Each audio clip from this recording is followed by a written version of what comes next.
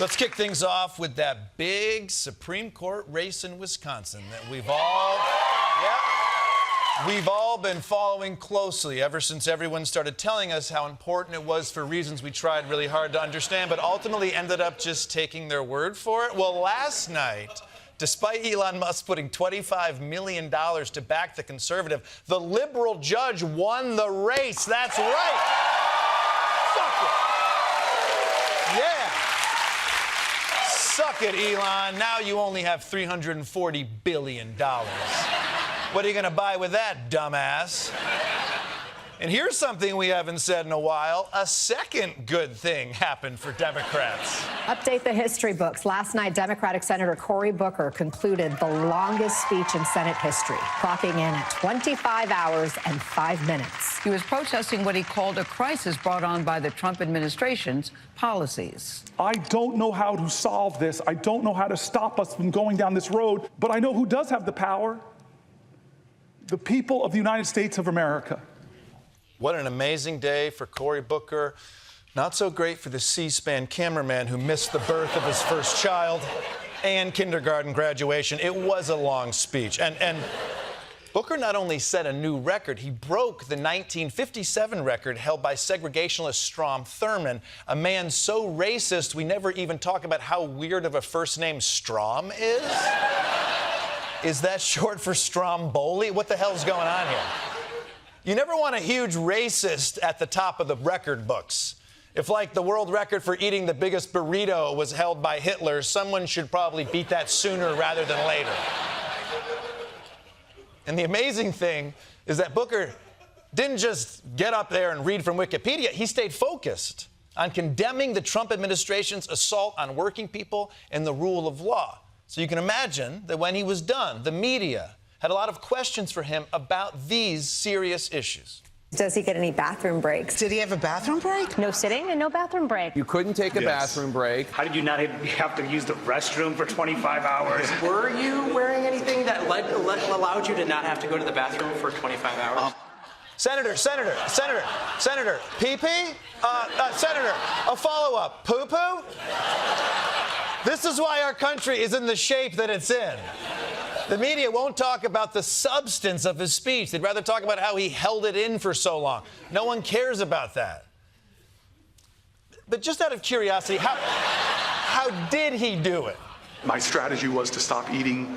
I think I stopped eating on Friday. And then to stop drinking the night before I started on Monday. And that had its benefits and it had its really downsides. Yeah. The downside is that he was hungry the whole time, but the benefit is that he can go straight from the Senate floor to his colonoscopy. So that's a bonus. But that is pretty amazing. It's pretty amazing. He didn't eat for 3 days, although he is a vegan, so that's not much of a sacrifice, you know? Oh no, a weekend without tempeh. Well, let's move on, because while Democrats were congratulating themselves for their bladder control, Donald Trump was shitting out a new holiday. A big day for the country. President Trump calling it Liberation Day. Liberation Day. Liberation Day. The world is watching. Right, Liberation Day. That sounds like the fake holiday your friends make up after you get dumped, you know? No, man, who needs that beautiful, smart, independently wealthy woman in your life when you could die alone? This is your Liberation Day, bro. But actually, what is it? Our breaking news just moments ago. President Trump officially announcing widespread, what he calls reciprocal tariffs, at least 10% on practically all goods coming into the United States. My fellow Americans, this is Liberation Day. April 2nd, 2025 will forever be remembered as the day American industry was reborn, the day America's destiny was reclaimed. Okay, so Liberation Day is just the day that Trump announced new tariffs. I kind of doubt this day will be remembered for all of history, but if you give me a day off from work, you can call it whatever you want, to be honest with you. Now, you might be thinking, what am I even being liberated from? The ability to afford goods and services? Yes.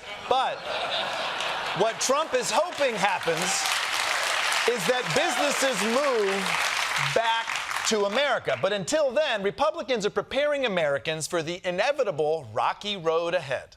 I feel like in some ways in the economy, this is kind of like a kitchen remodel or a bath remodel. There's a bit of a mess at the beginning, but everybody has a long-term look of where we're headed. I mean, if you're going to remodel your house to make it better in the end, it's going to be really annoying in the short term when your house is getting remodeled. And there's drywall dust everywhere and there's workers in your living room. The reality is that remodel has got to happen in order to make things stronger and more stable on the back end. Great. It's like a home remodel. I feel much better about tariffs now that you compared it to something famous for costing people way more than they ever expected.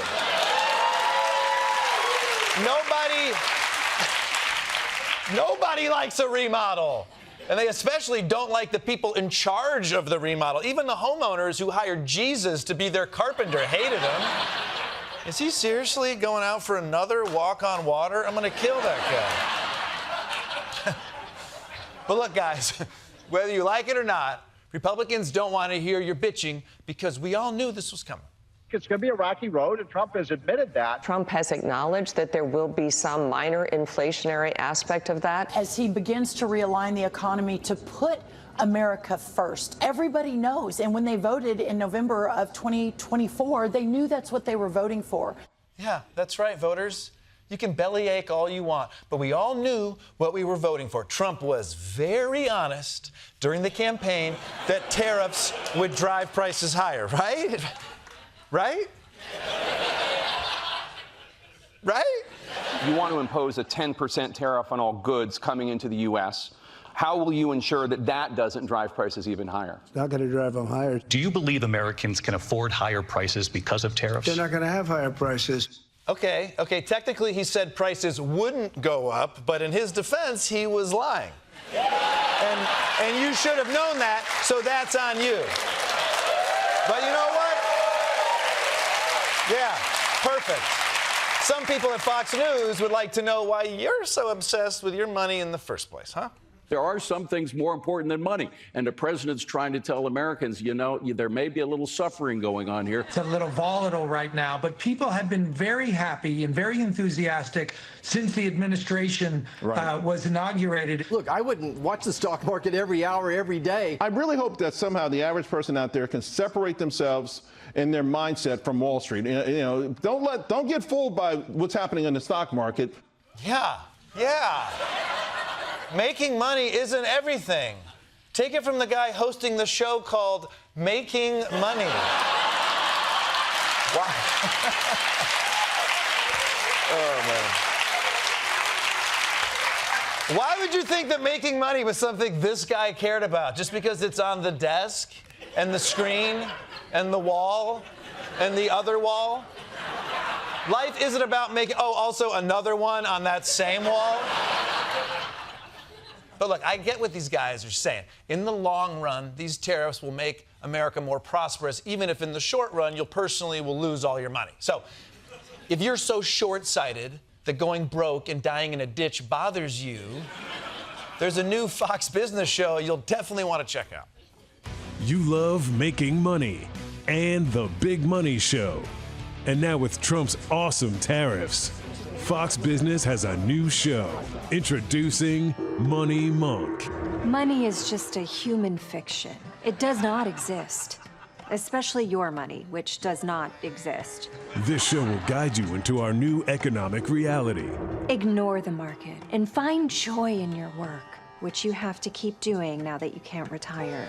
It's the perfect show to unwind with after a shift at your fourth job. How will I afford my rent? The Money Monk has all the answers. Look inside yourself for nourishment, specifically the organs inside yourself that you can sell for food. Release your greed of wanting both kidneys. Money Monk, weekdays at 8. You mean my portfolio's been wiped out? I will rip your ass straight out of your mouth. Do you hear me? Money Monk, enlighten your broke ass.